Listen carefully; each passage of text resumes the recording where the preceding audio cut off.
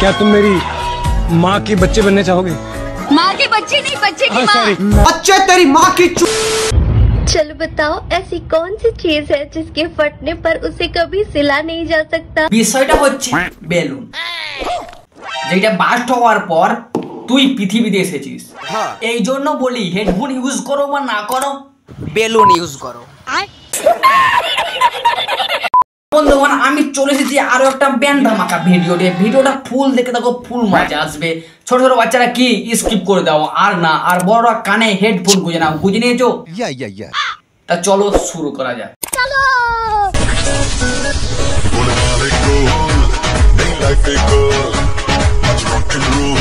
এ প্রভু, এগুলো কি দেখতে হচ্ছে? মার মেয়ে একসাথে পাছা দুলিয়ে রিলস বানাচ্ছে, কিন্তু সেটা বড় কথা নয়। मगर क्यों? ওনাদের ড্রেস দেখো, মেয়েকে একটা নাইটি পরে দিয়েছে আর নিজে একটা নেংটি পরে নিয়েছে। बड़ी अच्छी बात कही आप। আজ তুমি আমায় শেখাচ্ছ ইগনোর কি করে করতে হয়। বড় বড় সেলিব্রিটির সব ইউজ করে 2-3টে করে ফোন। একটা ফোন খারাপ হলে থাকে তো আরো দুজন, কি না মানে ফোন। এই শোন না, হ্যাঁ তোকেই বলছি, একটা কথা জিজ্ঞাসা করবো তোকে? বলছে কিনা যে বাচ্চা কি করে হয়। আরে রামধনু রামের চোদ না, বাচ্চা কি করে হয় তুই কি করে জানবি? কারণ পেছন মারলে বাচ্চা হয় না।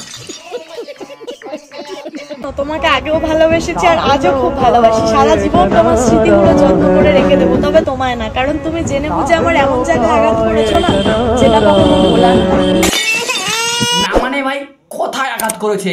একবারে ঘটি বেঁকিয়ে দিয়েছেন নাকি? আমি বলুম না, আমার শরম করে।